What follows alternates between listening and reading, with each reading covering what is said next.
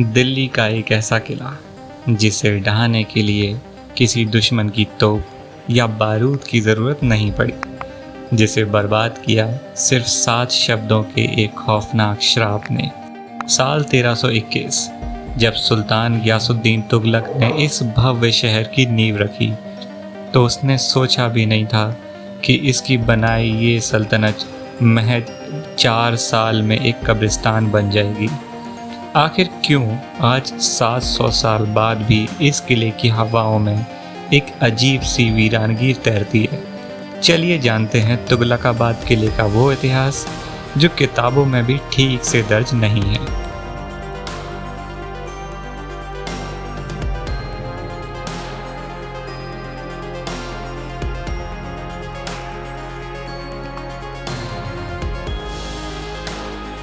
कहानी शुरू होती है खिलजी वंश के खात्मे के बाद। गियासुद्दीन तुगलक दिल्ली का नया सुल्तान बनता है। उसे डर था मंगोलों के बेरहम हमलों का। इसी खौफ से बचने के लिए उसने दिल्ली का तीसरा सबसे बड़ा शहर बनाने का फैसला लिया, तुगलकाबाद। यह सिर्फ एक किला नहीं, बल्कि 6 किलोमीटर के दायरे में फैला एक ऐसा अजयगढ़ था जिसकी दीवारें 30 मीटर तक ऊंची थी। सुल्तान का हुक्म इतना कड़ा था कि दिल्ली के तमाम मजदूरों को जबरन सिर्फ और सिर्फ इस किले को बनाने के काम में लगा दिया गया।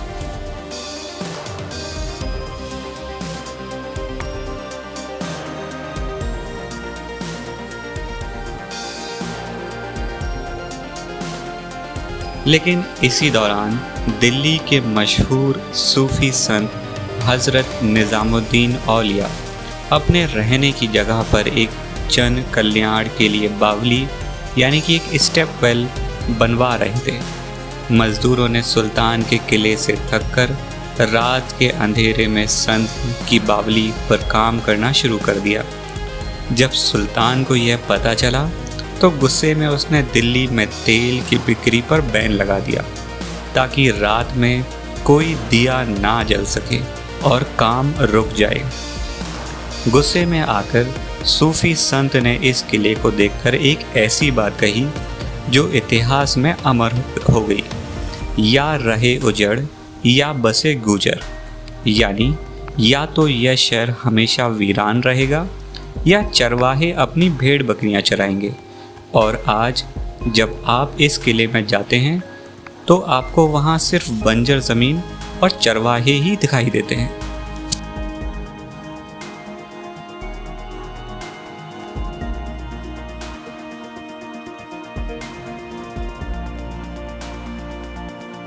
लेकिन टकराव यही खत्म नहीं हुआ।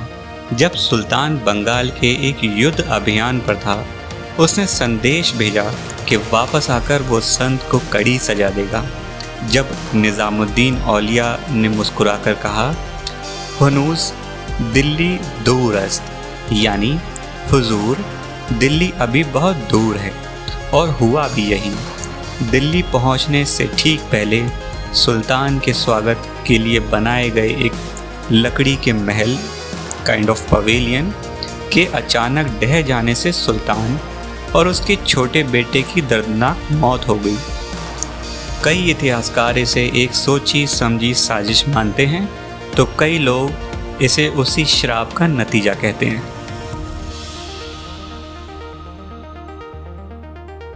पिता की मौत के बाद गद्दी पर बैठा उसका छोटा बेटा मोहम्मद बिन तुगलक, जिसे इतिहास में पागल राजा द मैड किंग भी कहा जाता है, वो इस किले के साए से इतना डर गया कि उसके बनते ही इस भव्य किले को हमेशा के लिए छोड़ दिया और अपनी राजधानी दौलताबाद शिफ्ट कर ली। महज 4 से 5 सालों के भीतर ये अजय किला पूरी तरह से वीरान खंडर बन गया। आज स्थानीय लोग और टूरिस्ट बताते हैं कि शाम ढलने के बाद इस किले से वीरान बुर्जों और खाली गलियारों से अजीब आवाज़ें आती हैं, मानो उस दौर की तबाही आज भी इन पत्थरों में कैद हो।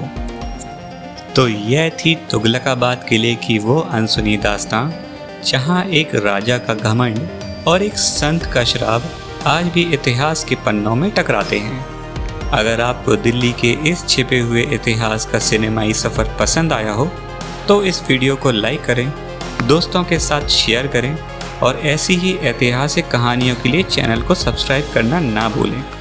अगली बार आप किस ऐतिहासिक जगह का सफ़र तय करना चाहते हैं मुझे नीचे कमेंट बॉक्स में ज़रूर बताएं। मिलते हैं अगले सफ़र में।